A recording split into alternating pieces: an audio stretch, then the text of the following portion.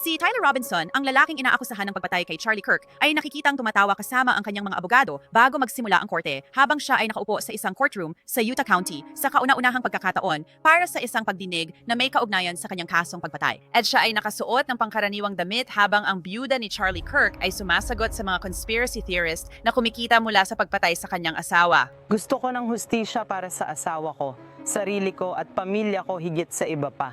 Sinusuri ko ang pinakabagong balita sa kaso, ang nalalaman natin tungkol sa di umano'y pumatay kay Charlie Kirk at kung paano ginaya ng mga abogado ni Robinson ang estratehiya mula sa ibang kilalang kaso.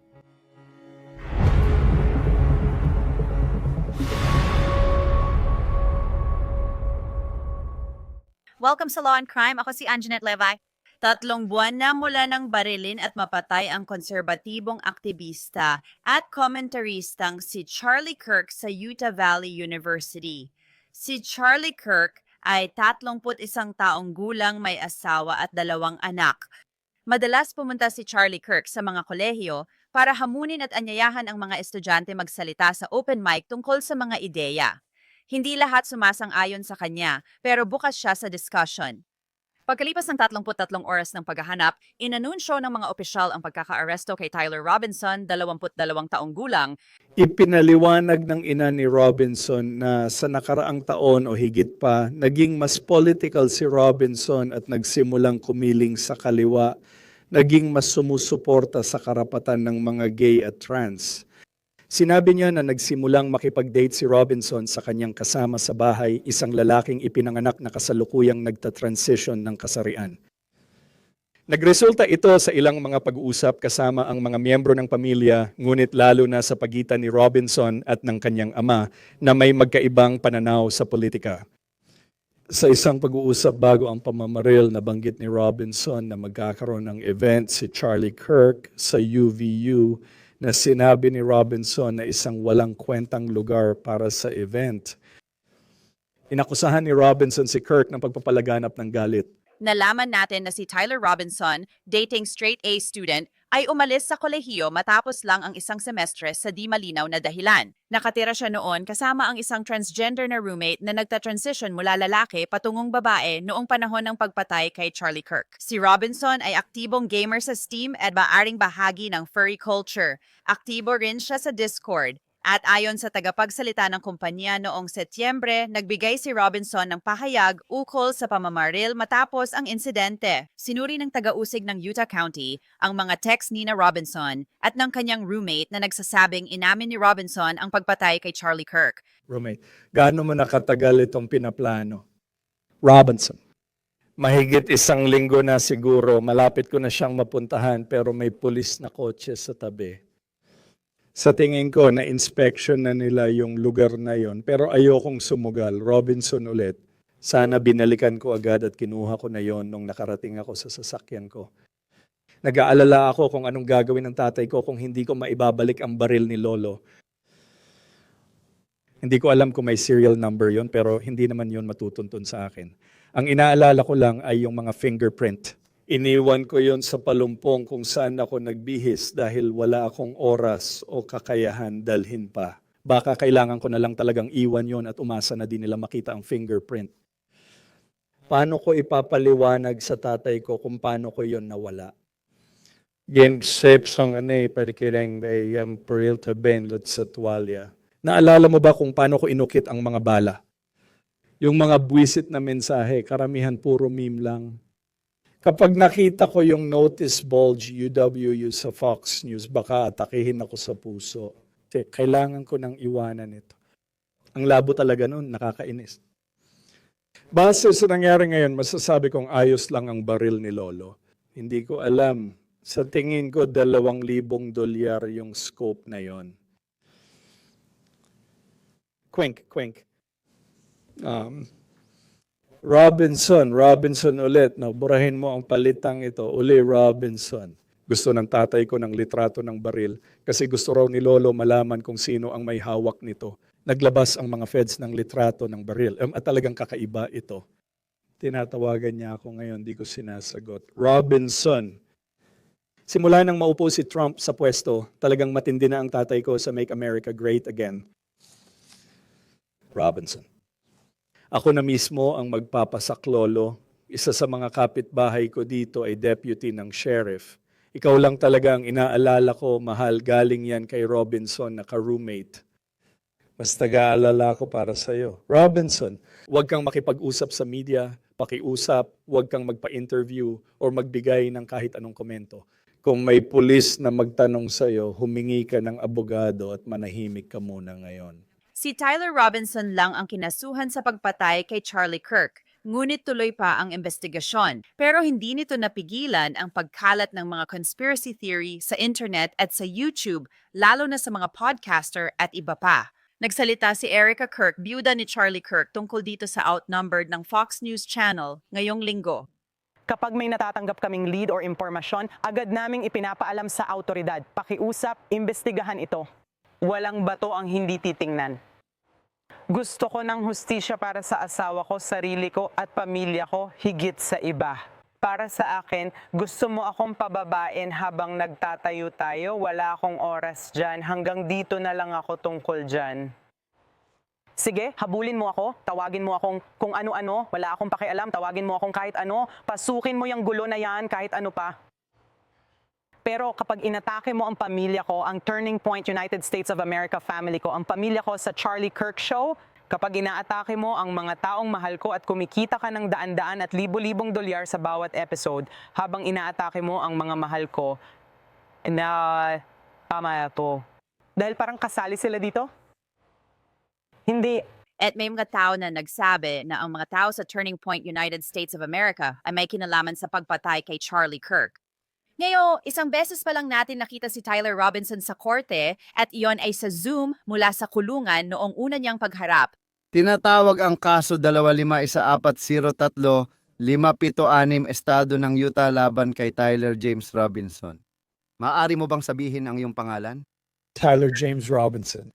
Salamat sa pagpunta rito, Ginoong Robinson. Ako si Hukom Graf. Sa korte, si Tyler Robinson ay nakasuot ng birding turtle suit na para sa mga taong binabantayan para hindi magpakamatay. Sa susunod na pagdalo sa korte, si Robinson ay nag-Webex nang naka-off ang camera. Matatag akong naninindigan sa panunumpang ginawa ko 56 na araw na ang nakalipas na suportahan at ipagtanggol ang konstitusyon ng Estados Unidos at Utah. Isasagawa ko ang aking mga tungkulin ng may katapatan, pagiging bukas, at walang kinikilingan, at ituturing ko ang bawat taong humaharap sa akin ng may dignidad at respeto na nararapat sa kanila bilang mga tao. Linawin ko, hindi ko gagamitin ang kapangyarihan ko para baluktutin ang hustisya. Ang mga pagdinig na ito ay magiging bukas sa publiko. Isasagawa ayon sa batas at hahawakan ng may sipag at kakayahan upang matiyak na kailanman ay hindi masisira ang hustisya. Ito ang utos ng korte na si Ginoong Robinson ay papayagang humarap ng personal upang siya ay ganap na makipag-ugnayan sa kanyang mga abogado at makalahok sa mga prosesong legal na ito. Abogado, kahit sino pa ang nanonood, maging ang buong bansa o isang tao lamang, kailangan nating gampanan ang ating tungkulin ng may integridad, paggalang at kasipagan. Mula noon na nagdaos ang hukom ang closed hearing at bagwayan hinihingi ng media ang transcript net. Pumayag si Hukom Graf na magsuot ng kaswal si Tyler Robinson sa pretrial hearings pero kailangan pa ring magposas. Humiling si Ginoong Robinson na payagan siyang humarap na walang posas sa pre-trial hearings. Ipinapahayag niya na ang nakikitang posas ay maaaring magdulot ng pagkiling sa mga posibleng hurado, makasira sa kanyang dignidad, at makaapekto sa kanyang kakayahang makipag-usap sa kanyang abogado. Ang Batas 3-414 sub-siyam-C ng mga alituntunin ng panghukuman ng Utah ay nag-aatas na lahat ng mga akusadong nakakulong ay dapat may posas maliban na lang kung may ibang utos ang korte. Kinilala ng korte na si Ginoong Robinson ay walang kasaysayan ng krimen at walang record ng anumang paglabag habang siya ay nakakulong. Gayunpaman, napakaseryoso ng mga kasong kinakaharap niya na may posibleng habang buhay na pagkakakulong o kamatayan. Dapat laging prioridad ng korte ang kaligtasan ni Ginoong Robinson ng mga abogado, kawani at publiko. Ang emosyonal na aspeto ng mga pagdinig na ito ay nagpapataas ng panganib ng kaguluhan. Dahil sa mga salik na ito, ang kahilingan ng nasasakdal na humarap ng walang posas ay tinatanggihan. Iniuutos ng korte sa Departamento ng Sheriff na magsagawa ng individual na pagsusuri at gumamit ng pinakamagaan na posas na kinakailangan upang mapanatili ang kaligtasan. Kung nakakaapekto ang mga posas sa kakayahan ng nasasakdal na makipag-usap sa abogado o magsulat ng tala, maaring maghain muli ng mosyon ang abogado. Nais ko ring talakayin ngayon ang wastong asal at mga limitasyon sa media. Upang maiwasan ang anumang posibleng pagkiling, babaguhin ng korte ang umiiral nitong kautusan tungkol sa wastong asal. Ipinagbabawal sa media ang pagkuha ng litrato o pag-record ng video sa mga posas ni Ginoong Robinson at ang pagkuha ng litrato o pag-record sa kanya habang pumapasok, lumalabas o nakatayo sa loob ng korte. Naka-shirt at kurbata, si Tyler Robinson ay humarap sa korte ng Utah County sa ilalim ng matinding seguridad. Nakausap niya ang kanyang mga abogado at ngumiti, at minsan ay tila natawa pa siya. Bahagi ng pagdinig ay dahil gusto ng media na magkaroon ng access sa mga transcript mula sa closed hearing noong Oktubre, kung saan tinalakay ang mga hakbang sa seguridad sa korte. Ayon sa mga abogado ng Media Coalition, dapat may access ang media sa transcript at binanggit nila ang ilang kaso. Ang karapatang ito sa access ay nagoganan sa paniniwalang ang korte ay para sa publiko at ang pagiging bukas ng korte ay nagpapalago at nagpaprotekta ng mahahalagang halaga ng lipunan. Pinapabuti nito ang kalidad at integridad ng proseso ng paghahanap ng katotohanan, pinapalakas ang katarungan sa mga pagdinig, nagpapataas ng tiwala ng publiko sa hudikatura at pagtanggap sa resulta nito, nagsisilbing tagasuri sa hudikatura, at nagbibigay daan sa pakikilahok ng publiko sa pamahalaan. Bagamat hindi madalas dumalo ang publiko sa mga paglilitis na kriminal, ang mga mamamahayag ang kanilang kinatawan sa pagdalo at pag-ulat, kaya napapaalalahanan at natututo ang publiko. Ngayon, balik tayo sa pagdinig. Sa huli, 3 issue ang tinatalakay natin. Una ay ang audio recording ng closed hearing noong Oktubre 14, 2025 at ang transcript nito noong Oktubre 24, 2025. Ang pangalawa ay ang motion ng Estado na baguhin o linawin ang publicity order na mas kilala o tinutukoy bilang gag order. At sa wakas, ang motion para sa limitadong intervention at kahilingan para sa abiso ng mga motion na isara, selyuhan o muling uriin. Ito ay inihain ng mga organisasyon ng media at ng mga abogado na narito ngayon. Habang nagsisimula tayo, uunahin nating talakayin ang audio recording noong Oktubre 14 at ang transcript noong Oktubre 24. Ang bahaging ito ng pagdinig ay isasara upang marinig ko mula sa mga partido kung aling mga bahagi ng recording ang dapat manatiling nakasil sa record. Salamat, Richard Novak. Narito ang ama, ina at kapatid na lalaki ni Ginoong Robinson. Hinihiling naming payagan silang manatili sa silid hukuman habang ang saradong bahagi ng pagdinig. Para sa Estado. Ikinababahala ko lang, kagalang-galang na hukom ang pag-uusap tungkol sa seguridad ng korte.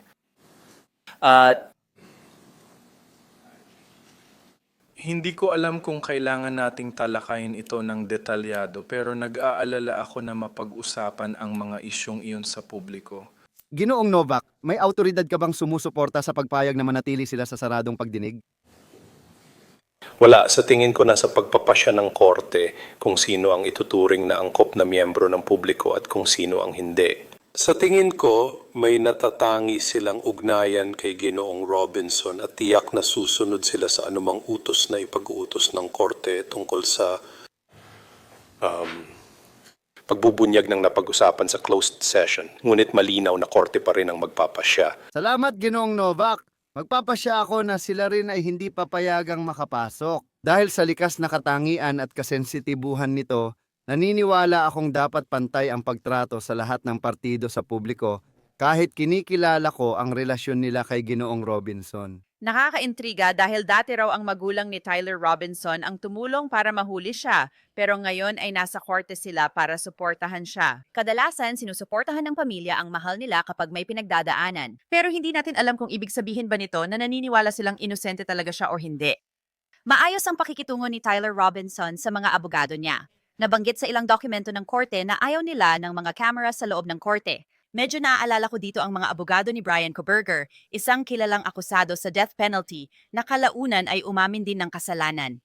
Hiniling ng abogado ni Kohberger na magsuot siya ng normal na damit sa pagdinig at pinayagan naman. Sa palagay ko, hindi naman ito kakaiba. Nakita ko na ring napagbigyan ng ganitong kahilingan sa ilang kilalang kaso. Ngayon, balik tayo sa korte matapos ang saradong session. Babalik tayo sa record para sa kaso bilang 2-5, 1-4-0, 3-5-7-6, estado ng Utah laban kay Tyler James Robinson.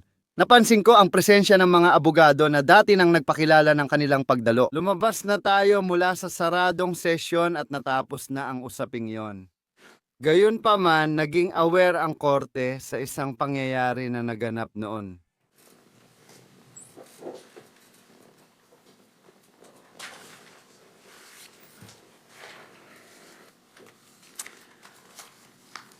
At ang pagkakaintindi ko nung bukas na bahagi ng pagdinig kanina ay nagkaroon ng paglabag sa umiiral na kautusan tungkol sa tamang asal. Tungkol ito sa pagpapadala ng mga kaganapan sa pagdinig na ito. Gusto kong marinig ang paliwanag ng abogado bago ako magdesisyon. Kaya malaking usapan ito. Ito ang unang pagdinig na personal na dinaluhan ni Tyler Robinson, nakasuot ng simpleng damit at inutusan ang media na huwag ipakita ang kanyang mga posas. Hiniling ng mga abogado ni Robinson na alisin ang television camera. Ayon sa amin, sa panig ng depensa, nagkaroon ng paglabag sa kautusan tungkol sa kaayusan. Ayon sa aming pagkaunawa, ang mga nagla-livestream nito ay pumirma at nagdeklara na susunod sila sa kautusan tungkol sa kaayusan ngunit nilabag nila ito. Kaya humihiling kami ng parusa. Naniniwala kami na ang mga kautusan ng hukuman ay may bisa at dapat igalang. Naniniwala kami na nanganganib ang karapatan ng kliyente ko sa patas na paglilitis. Iyan ang dahilan kaya kami nagsumite ng motion para tanggalin ang kanyang mga posas. Sa aming pagkaunawa, kita ang kanyang mga posas. Nauunawaan din namin na posibleng may ilang audio mula sa mesa ng abogado na narinig. Tiyak na gumagawa kami ng mas marami pang hakbang upang matiyak na hindi na yon mauulit. Ngunit may ilang pagkuha rin ng video ng mga computer at materyales sa mesa ng abogado. Hindi talaga yon nararapat at sigurado akong sasang-ayon dito ang lahat ng narito. Kaya humihiling kami ng ilang mga hakbang na pangremedyo dito. Iminumungkahi naming itigil muna ito ngayon at magpatuloy na lang sa susunod. Iginiit ng abogado ang media na manatili ang mga camera sa korte. Ngayon lang namin narinig ang tungkol sa paglabag. Wala pa kaming pagkakataon na tingnan ang video or investigahan ang audio or suriin ang nakuha mula sa mga computer. Pero tungkol sa hindi sinasadyang pagkuha ng video ng mga posas, nakausap ko ang pool photographer. Ang pagkakaintindi ko, merong zoom out shot na hindi sinasadyang ipinakita ang mga posas na hindi tama, hindi sinasadya, at humihingi kami ng paumanhin para doon. Nagpatupad na sila ng mga hakbang para matiyak na ang full video na ipapamahagi sa iba ay hindi maglalaman ng anumang kuha ng akusado at ng mga posas. Ipinakita ni Hukom Graf ang kabaitan at pinayagang manatili ang camera sa korte kahit may paglabag. May karapatan ang korte na ito at gagamitin nito ang kapangyarihan na itigil ang pag-broadcast ng mga pagdinig na ito. At nais ko lang ipaalam sa lahat ng panig, sa media na at sa lahat ng kasangkot na seryoso ang korte sa bagay na ito. Habang naniniwala ang korte sa pagiging bukas at malinaw, kailangan itong timbangin sa mga konstitusyonal na karapatan ng lahat ng panig sa kasong ito. Magpapahinga muna tayo para bigyang daan ng paglilipat ng kamera. Pagkatapos, hiniling ng taga-usig na linawin ang kautusan tungkol sa publicity sa kaso na karaniwan naming tinatawag na gag order. Kaya sa madaling salita, ang koponan ng taga-usig at walang anumang patakaran, batas o kaso na nagpapalawak ng tungkulin ng taga-usig lampas sa grupong iyon ang koponan ng taga-usig.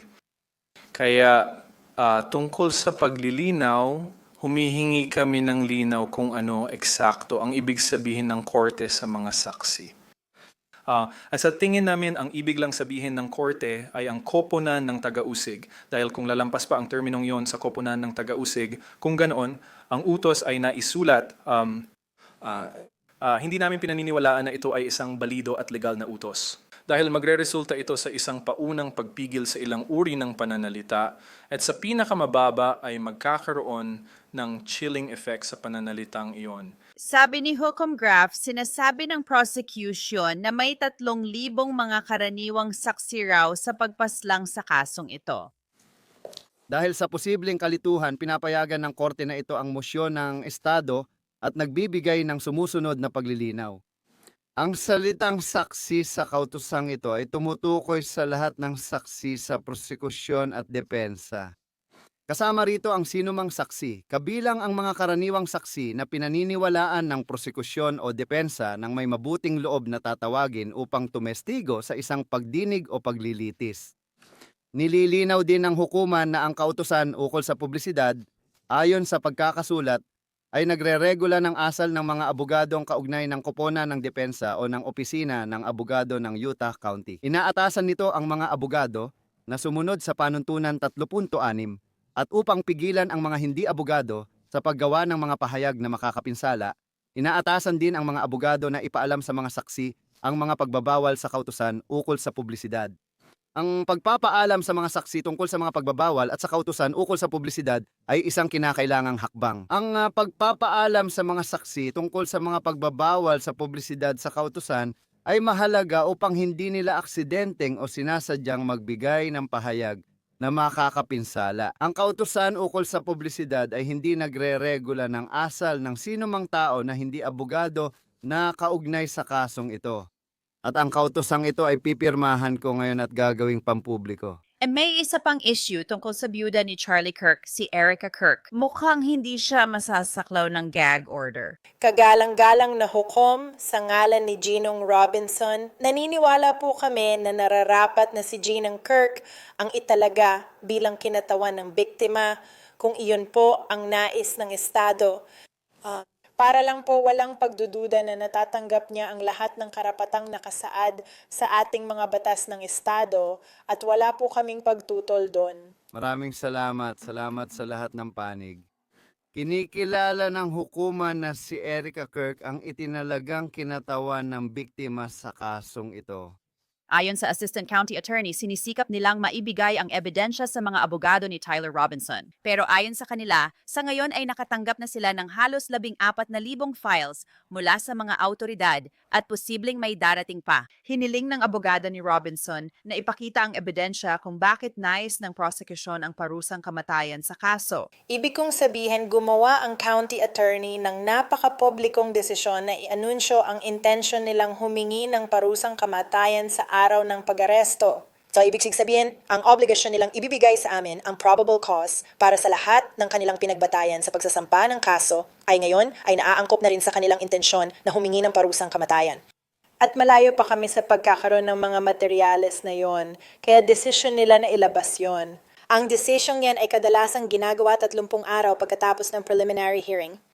Maaga nila itong ginawa kaya kailangan nilang ipaliwanag sa akin ang dahilan at batayan kung bakit ginawang kaso ng parusang kamatayan ito. And hindi pa namin natatanggap yon, kaya naghihintay pa ako pero sinasabi ko lang muna ito ngayon. Kaya hukom graph, maglalabas na siya ng desisyon kung ilalabas ba ang transcript mula sa mga pagdinig noong Oktubre na may mga redaction or wala sa pagtatapos ng buwang ito. Naka-schedule ang paunang pagdinig ng 3 araw sa Mayo 2026. Si Tyler Robinson ay nakakulong ng walang piyansa habang nais ng mga taga-usig ang parusang kamatayan laban sa kanya. Nagdeklara siya ng walang sala sa lahat ng kaso. At iyan na ang pagtatapos ng episode na ito ng Betas at Krimen. Ako si Anjanette Levy. Salamat sa pagsama. Kita tayo ulit dito sa susunod.